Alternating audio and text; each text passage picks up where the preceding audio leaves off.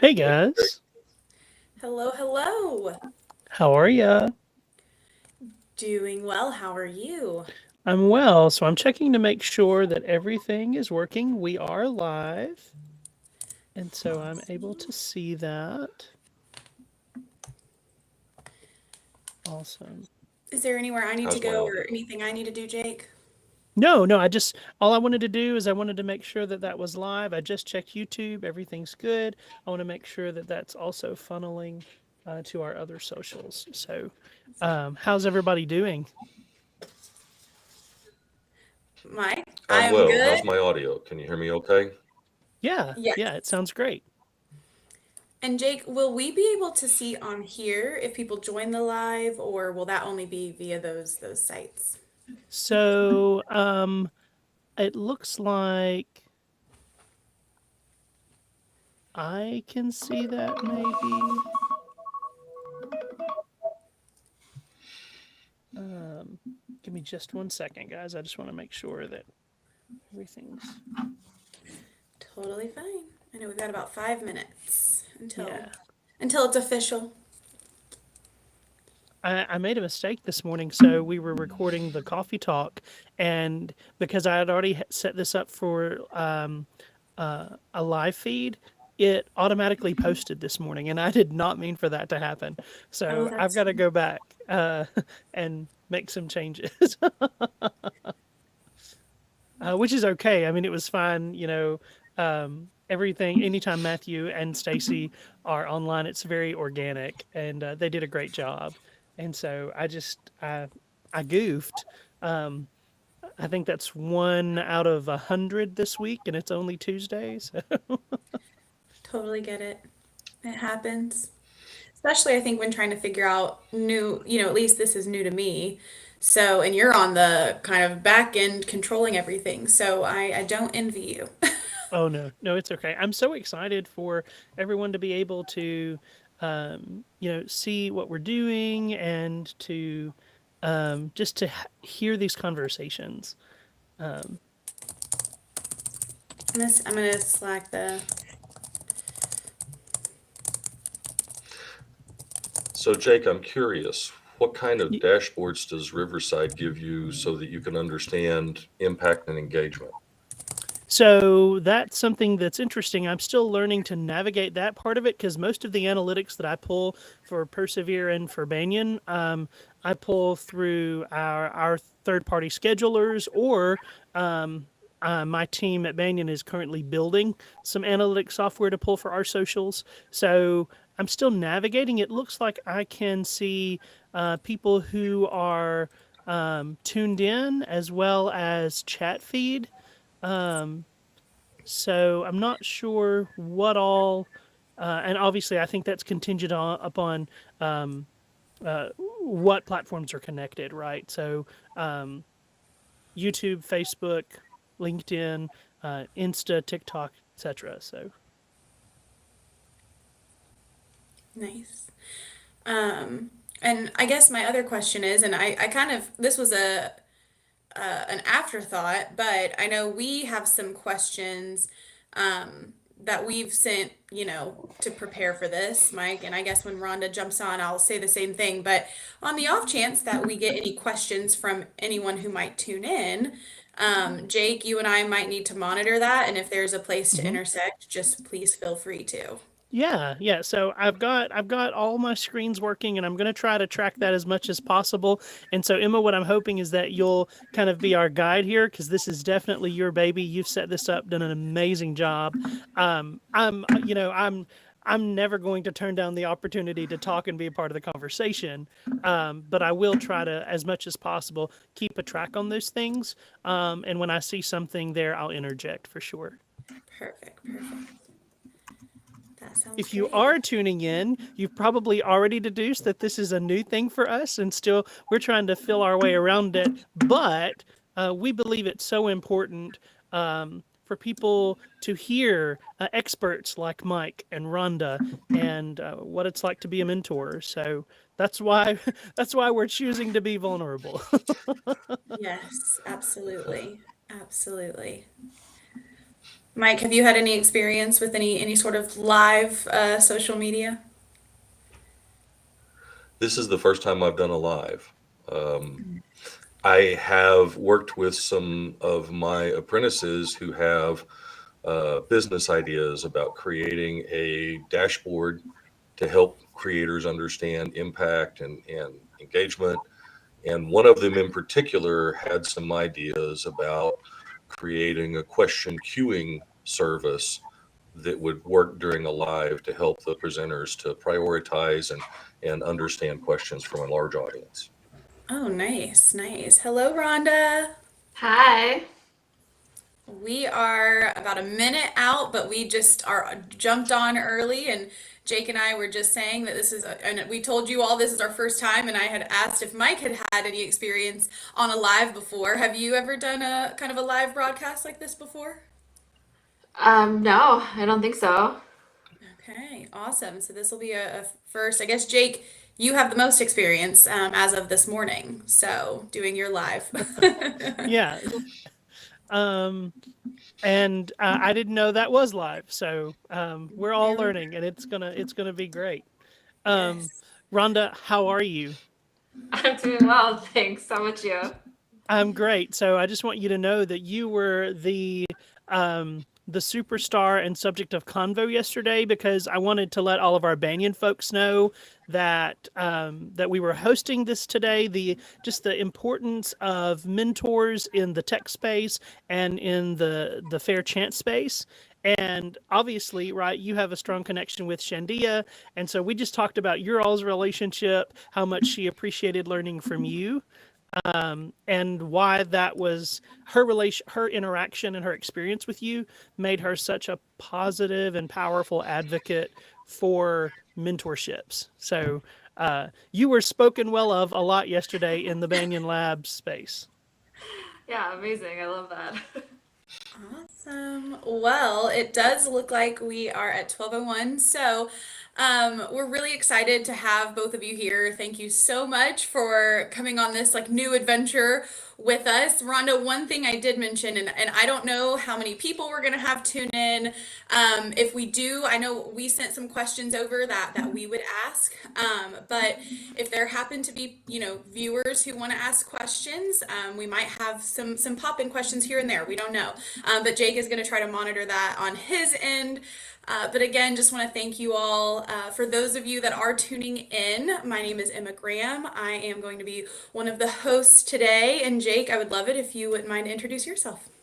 Sure. So I'm Jake from Persevere. I am on the marketing team there, but I also serve in a dual capacity. I'm the account solutions manager at Banyan Labs.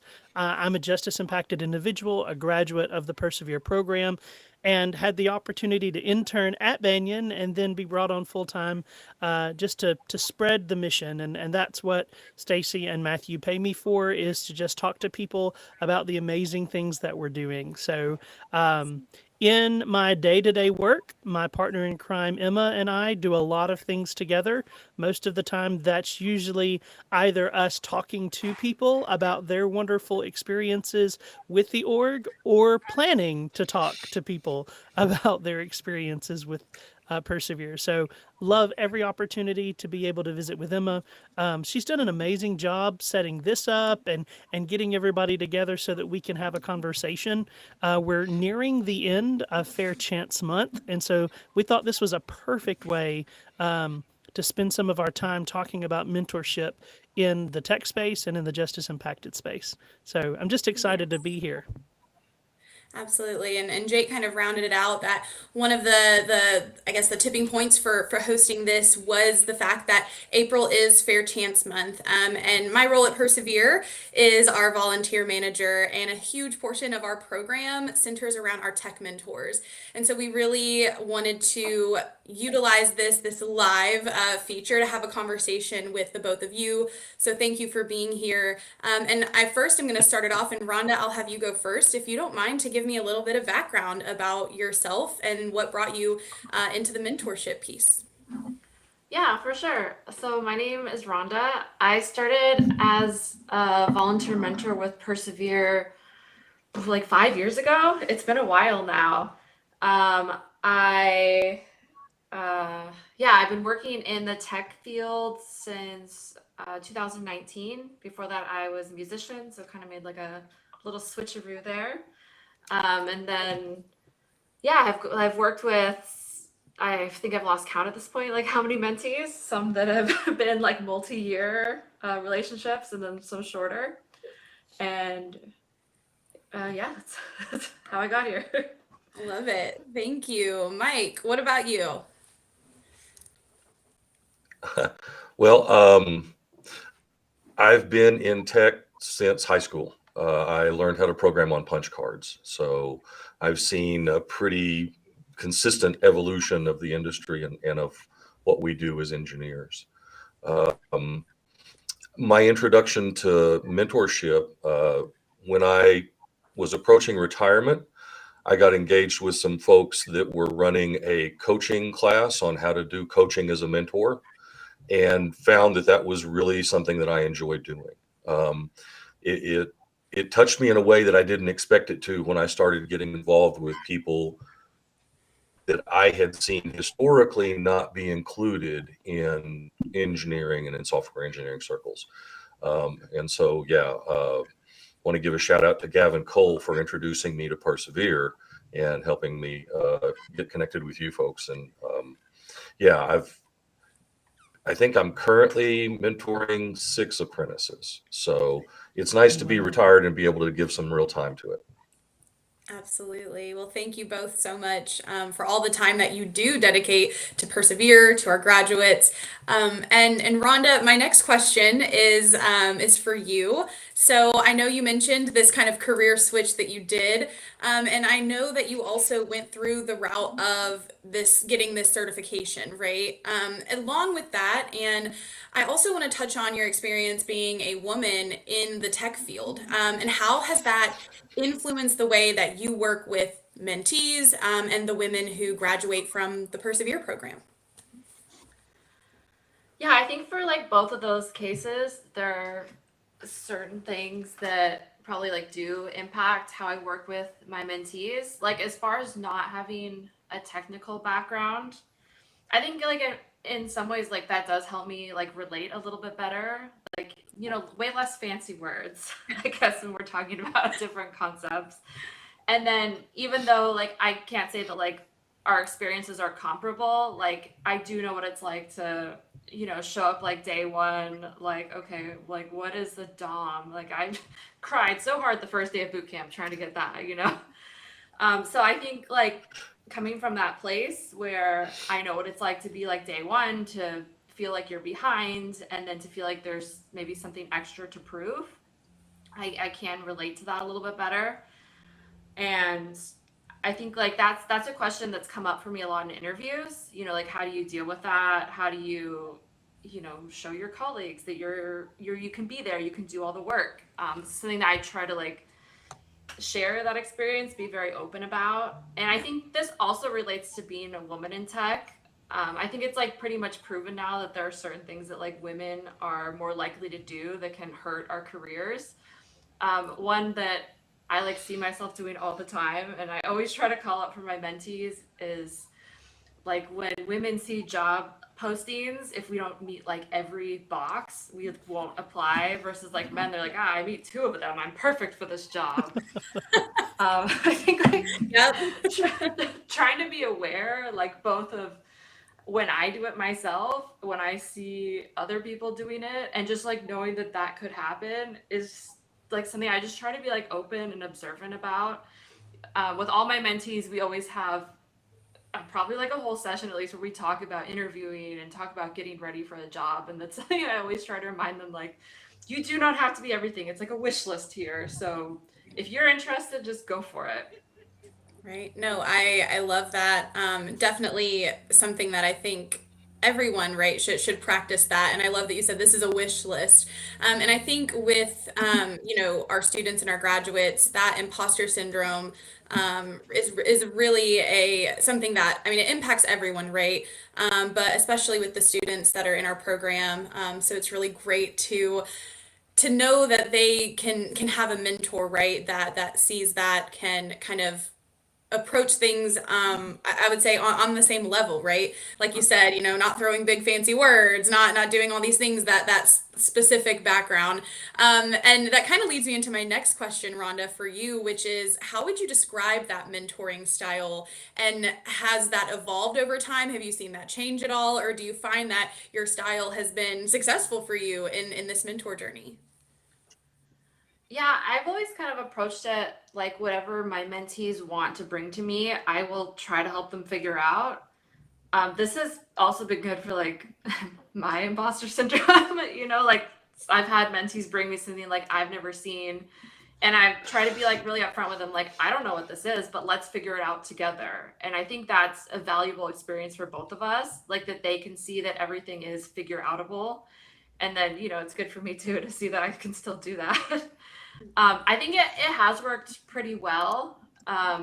It's hard to say if like some of my mentees would have benefited from more structure, but at least like where I'm at, I don't know that I have like the time to put a curriculum together. So I try to be there just for whatever they need. Some days it's not coding, right? Some days it's like we have a lot of big feelings, like let's talk about those.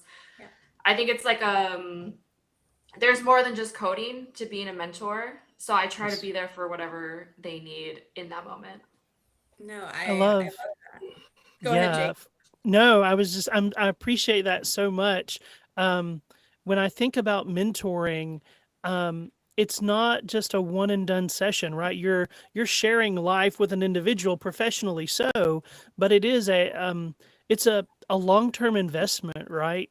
Um, and there's more to a long-term investment than just let me teach you Python or Golang, or how are you doing, with Rails, right? And I think we talked about that on our initial, um, this idea of investing in a person professionally, in their success, in their there's a phrase, iron sharpens iron, right? And this idea that we work together to make each other the best versions of each other possible. So I love that idea and concept about mentorship.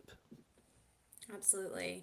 And I know, Rhonda, something that you touched on that I know I've heard Mike talk about as well is kind of that continuous education piece, right? And Mike, I know you've talked about that same thing, and how you are always open to learning different languages, figuring out where it is that your mentee is, or your apprentice might be, and making sure that you are in that space to be able to help them on their education journey. So on top of that, Mike, how do you continue to build that trust, and really create that space for your mentee to feel comfortable, and comfortable and open with you? Yeah, I think it's really important to remember that lifelong learning context, but working with people in the reentry community does require a little bit of subtlety. Mm. Um, when you're working with people in the reentry community, their job, which actually might not be in IT at the moment, is only one small part of what it means to be in reentry. And so, as a mentor, I try to find ways to make sure that they feel supported, and the lifelong learning is a part of that. So I find that an apprentice starts to understand that you're never too far behind in the IT industry, because everybody has to learn something at some point. I did not learn about the DOM on punch cards. Okay. You can only be so far behind because the industry moves so fast. And that means not only do the apprentices have learning opportunities, but I have learning opportunities.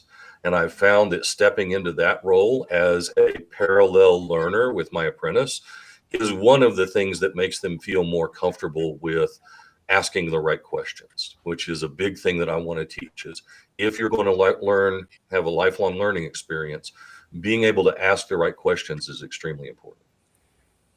Absolutely. And I don't know about you all, but I think that rings true for all of us. If we've ever had a teacher, a professor, a boss, anyone in a position that we see that you know, a more leadership role or aspire to be, right? We want to see that that person is also willing to continually learn, willing to do the same tasks that we're doing, all of those things. I think it really helps with that mutual respect piece. So with our next question, and Mike, we'll start with you. You talk about working with our mentees. What are some of the most common topics or challenges that the mentees might bring to you? And they can be tech related, non-tech related. What are you seeing? There is that imposter syndrome that we've already touched on. I think that's probably a very consistent thing that I see across the board. And as Rhonda said, I even have it myself. I'm not always sure I'm a great mentor. So that self-confidence is one of the things that we work on. And I think the Persevere graduates in particular fail to recognize how impressive it is what they've accomplished. The ability to complete web development code school without access to the internet, without access to some of the resources that we use every day is incredibly impressive. And that's probably the area that I work most with the Persevere graduates is what are all those little things around learning to code that aren't necessarily code that they didn't get any really good exposure to. What does it mean to have a GitHub repository? What is a pull request? These are things that they didn't get a lot of exposure to because of the circumstances. And so that's kind of where I try to focus my initial mentorship is on some of those generalist skills that we tend to take for granted. Jake. So Adam Fennell in the chat said, referencing what Mike just said, I believe the biggest challenge with apprentices is how to ask that question. Mike, can you speak to that at all? Well, I'm assuming he's speaking to the ability to ask the right questions. Yeah. I don't know what to say. I feel like it's almost an art form more than a science. And what I try to focus on is, am I giving the person that I'm asking the question of, am I giving them all the context that they need to answer the question? And this very naturally translates over to working with LLMs and coding assistants and knowing the right prompt and providing the right context for that prompt. And so I'm not 100% sure I've answered his question, but I think the skill is learning how to provide the context so that the question can be answered. Yeah, for sure. The question that I hate the most is, hey, do you have time to answer a question? I think bouncing off of that idea, as justice impacted individuals, right, we are very acutely aware of what the handcuffs felt like. We're very acutely aware of when that cell door shut. And so that emotional experience of failure, right, is not something we ever want to experience again. And so a lot of times, and I'm speaking from personal experience, I guess, I'm scared to ask or I'm scared to try because I'm so afraid of feeling that kind of failure again. Does that make sense, guys? Absolutely. So several things. And that's where that co-learning helps. Yeah, for sure. Megan joined in and she asks, what's one habit that made the biggest difference in your growth? I would say that's probably for both. So Mike or Rhonda?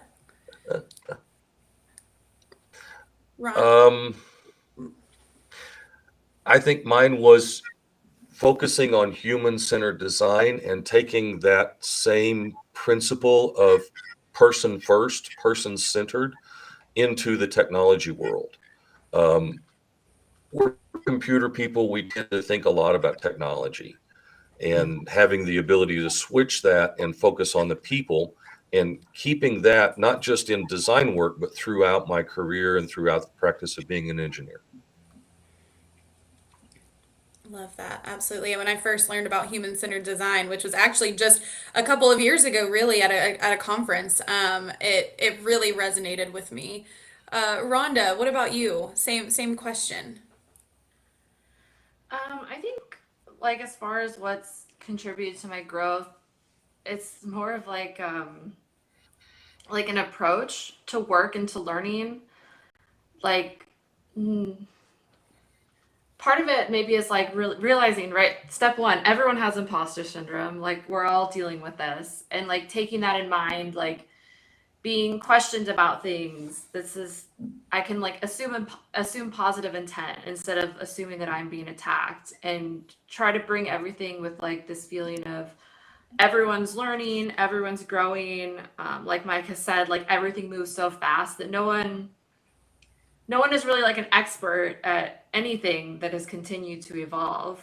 And I think like kind of adopting that fluidity and trying to stay humble, and not self-conscious in the face of it has made me like a much better like employee, mentor, coder, like all the things.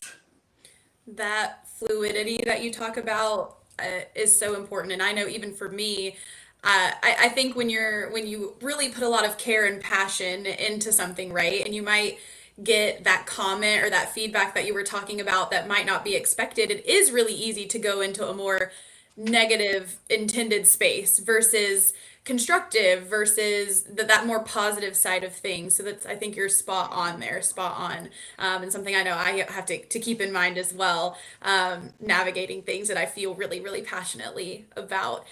I love these questions. These are great questions from people joining. So please feel free to continue asking questions. I know Jake is monitoring that.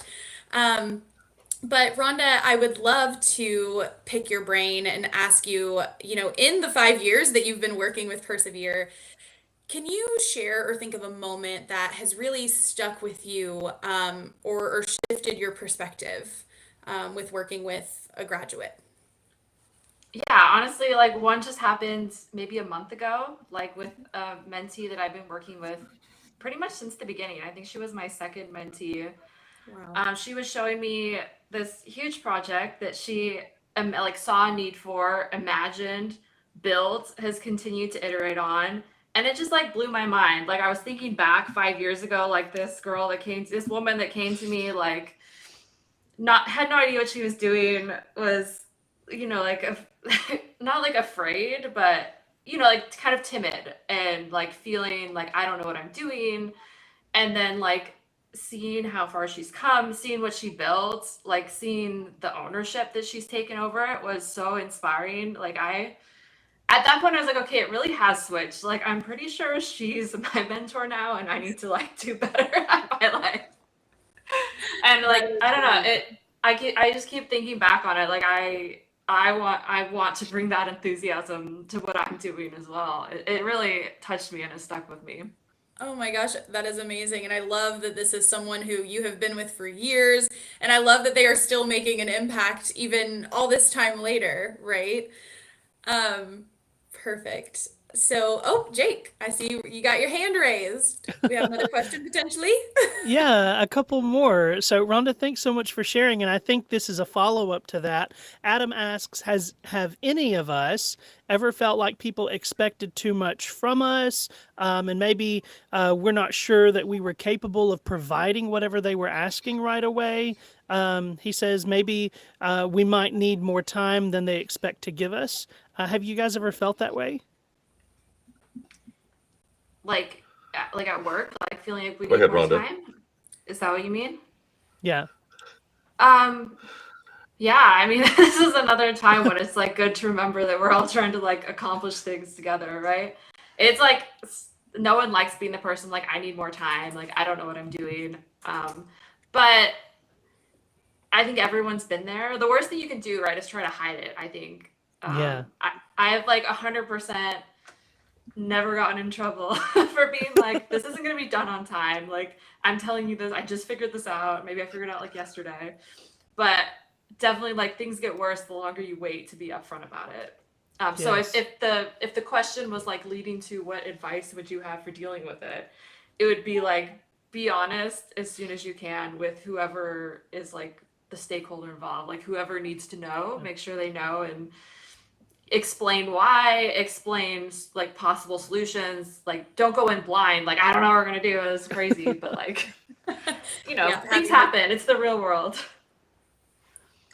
So Megan also asks, and Mike, oh, go ahead. Go ahead. I was just going to say that I think our industry has a chronic history of what I call go live crunch. The marketing people and management has announced that the next version is going to go live on X date. And every human, I don't care how experienced you are, every human is crap at estimating how long it's going to take you to do something. And so a lot of the practices that we try to teach in modern software development, things like Agile and Scrum and daily stand-ups, are things that our industry has learned by doing it the wrong way, and having those crunch to release dates that make everybody's job absolutely miserable. And so I think bringing a perspective to the mentorship practice that says you'll probably run into people that are project managing instead of being agile. And these are the things, the complications that might introduce that you might have to deal with. And this is why we do it agile now. So I think, yeah, coming at it from that perspective is sometimes helpful. Yeah, for sure. And just a follow up to that, Megan asks a question, and I think this is to both of you guys. What's something you know now that you really wish someone had told you when you were exactly in the space of a junior developer or an intern? Megan's reading our minds with the question. Don't stop learning. Yes, yes. Don't stop learning. Don't think that the technology is going to stand still for long enough for you to have a career as an expert in X. That's not going to happen. For sure. Rhonda, same question. What would you advise? I think what I wish I knew was like, nobody thinks about you long enough to think that you're stupid for more than like a second. Like, everyone has already forgotten your last mistake or the last weird thing you said. No one cares. Like, move on. Amazing. Amazing. I love that. Well, I would love to kind of shift the conversation a little bit. We talk about this being Fair Chance Month, and a lot of that is centered around fair chance employment, right? That's what this month is. So Mike, I'm going to start with you. You have now gotten to work with our graduates on an OJT, on the job training opportunity. And, with working with those graduates, what would you want more employers to know? And not just the graduates on the OJT, right? But the others that you've gotten to mentor even before this. What would you want employers to see about this talent pool that we have? That the name Persevere is extremely appropriate. These graduates don't give up. They may not get it the first time. They may not have all the context to understand the subtleties of something that they're working on, but they don't give up. They never quit trying, and I try to make sure that we get past the imposter syndrome without breaking their habit of self-examination, because that's the other thing I think that Persevere graduates are really, really good at, is they're very much aware of how they are a part of the discussion. They're a part of the project or the prep or the solution or whatever it is they're working on. They're very self-conscious about their contributions. And so I try to get them past imposter syndrome and recognize that's valuable. And I really wish that more people that were looking at some of the internship programs would recognize that about Persevere people, is that Persevere is a great name. They persevere. Thank you. Love to hear that. And Rhonda, I have the same question for you. With the students and the graduates that you've gotten to work with, what is it that you wish more employers understood? I mean, definitely everything Mike said rings true. I would also just add that they're like some of the hardest working people I've ever met. And then also just like willing to do like any part of the job that needs to be done. You know, like if design work needs to be done, if product work needs to be done. Like I see the Persevere grads like just jumping in to handle whatever needs to be done. They don't have these like traditional walls up of like this is what my job is, this is what I'm going to do. They're just willing to do whatever it takes to get it done. Thank you. Oh, Jake. Yeah, so Indigo asked if you guys, as mentors, right, as professionals in the space, if you could start over today, what would you do differently? And Rhonda, we'll start with you. Uh, I feel like I've been saying a lot of the same stuff that I think would apply here. Like a lot of it for me has been like mindset. Like maybe the technical part isn't something that I struggled with as much. And I was lucky to like be able to land a job pretty quickly, but I think navigating like the workspace with some mental hangups was like something that I wish that I had worked through earlier so that I could flourish faster. Yeah, yeah, absolutely. Mike, same question. If you could start over today, what would you do differently?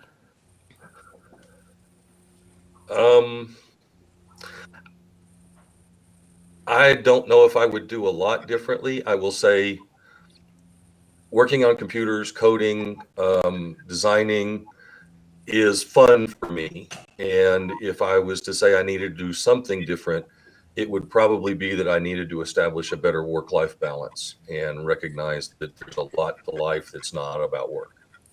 Yeah. Hey, that's a good one. Definitely a good one. Well, Mike, we'll start with you on this next question. Why do you think mentorship is such an important part of this reentry and this early career journey for our graduates?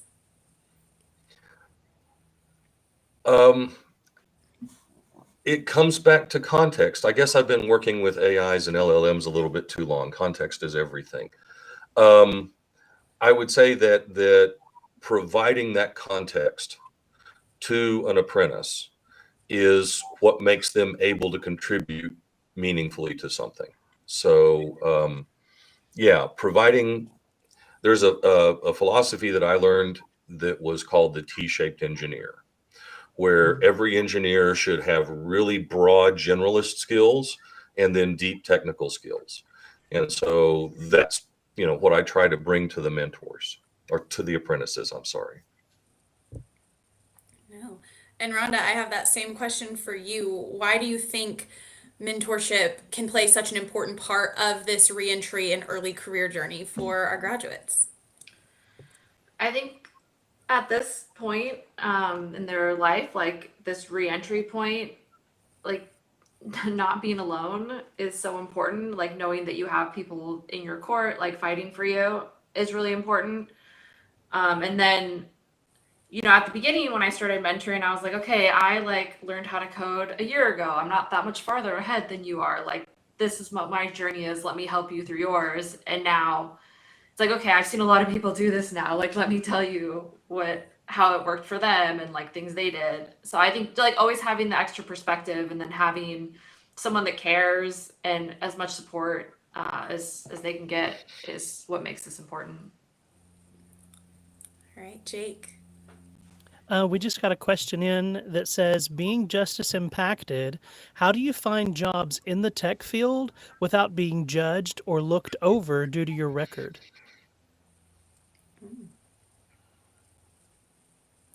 That is a good one. All right. Job search is without a doubt the hardest thing about reentry. Yes. And IT job search in particular can be challenging. I think recognizing that some things are just going to be off the table is a component of it, but don't let that be discouraging. What I think is probably one of the most effective ways is what I call the dream job search. So go and find a job description that is your dream job, at a company that's in an industry that you want to work in. And when you find that job description, tailor your learning to match those requirements. You may not be able to learn those things in time to apply for that job, but you've now made yourself a good candidate for a job like that. I love that. In particular, I like to look for technologies that have a particular niche, particular web technology or communications technology that's not used by everybody and that you can gain skills in. And now an employer that's looking for someone with those particular skills will give your resume a second look because of how it matches those off-brand type things that they use. Definitely. And you know, I'm not sure if the person who asked this question is a Persevere grad or not, but if you are, just make sure that you are, you know, in communication with that Persevere team member who is there to support you through that. You know, I always say don't sleep on the small to mid-sized companies. They may have a little bit more ability to have some more of those types of conversations. And just like Mike said, right, just continue learning, continue growing. I am by no means an employment or career expert, but I definitely think your relationships matter, networking, Yeah, all of those things come into play when it comes to the job search. for sure. And I do have a couple of more questions. Are we doing okay on time, Jake? So we're about 5 minutes over. So if we Okay. want to find a place, we want to be respectful of everyone's time. And I'm so thankful that people have joined us today. It sounds like a lot of our group are Persevere grads who joined in to listen today. So if we want to find some closing remarks, I think that would be a good place to navigate. Awesome. Well, I would like to ask both of you, and Rhonda, I'll start with you. What keeps you coming back to this work, to mentorship? Honestly, like it kind of goes back to what I said earlier with the moment that really stuck with me, like seeing the women that I've worked with, like how they've grown, how they've made careers, how like all these amazing things they've done is like a beautiful experience for me. Like it really like A makes me feel like I've done something worthwhile, but B like make just it's been like a beautiful relationship, some of these that I've built. So it's been a very valuable experience to me, and I'm very grateful to have been a part of it. Well, I know that we are equally grateful to have amazing volunteers such as both of you. Both of you were volunteers before I stepped into this role, and so I think that that dedication just rings true. And Mike, I'll final question for you is the same thing. What keeps you coming back and staying with as a mentor with our program? Um, I'm inspired by the Persevere graduates. I don't give up. I know that I can have a positive impact on the lives of my apprentices.